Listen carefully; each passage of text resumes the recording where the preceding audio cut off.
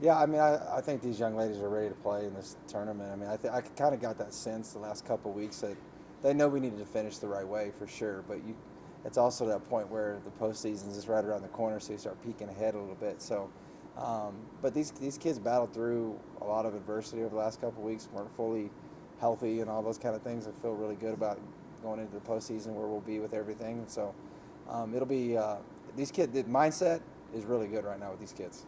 I want to go back to Saturday. We talked a little bit about it after the game. Senior night, Mm-hmm. big day for these girls. You have a really heavy senior-led team, and a lot of those girls had great performances to end the season at home on a high note. Obviously the season's not done, but to Yeah.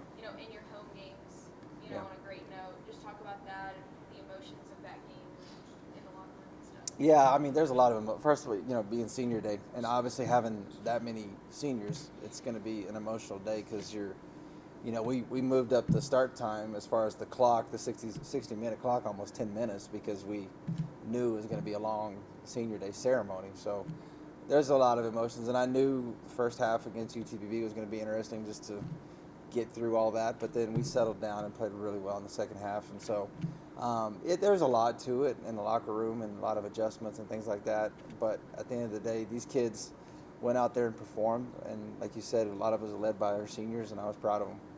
Opened up with St. Mary's, you beat them earlier this year pretty handily, 80-62, I think. Just kind of what changes from the first time you played?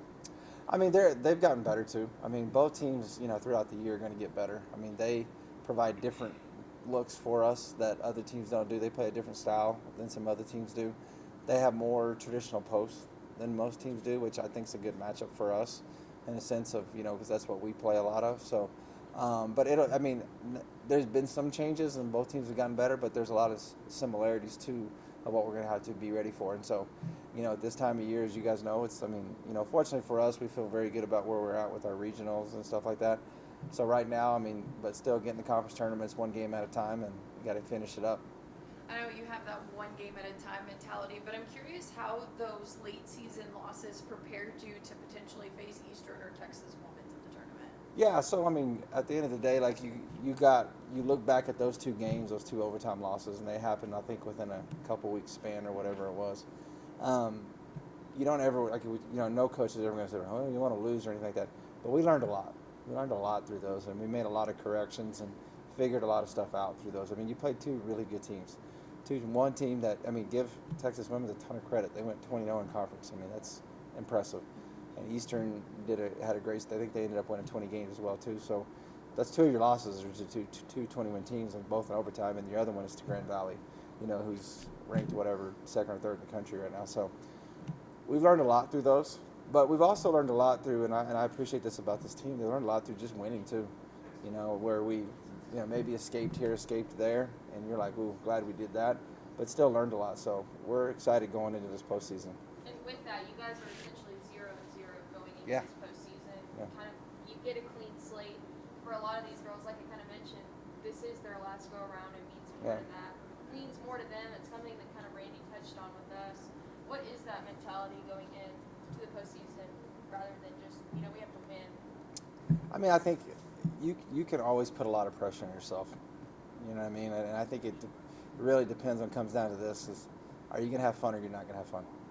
Postseason is about having fun. Yes, everybody wants to be the one to carry home the trophy. Everybody wants to be the one to carry home that regional trophy, then the national championship. And this team has the ability to do all three of those things. They do. They have the talent. They have the ability to do it.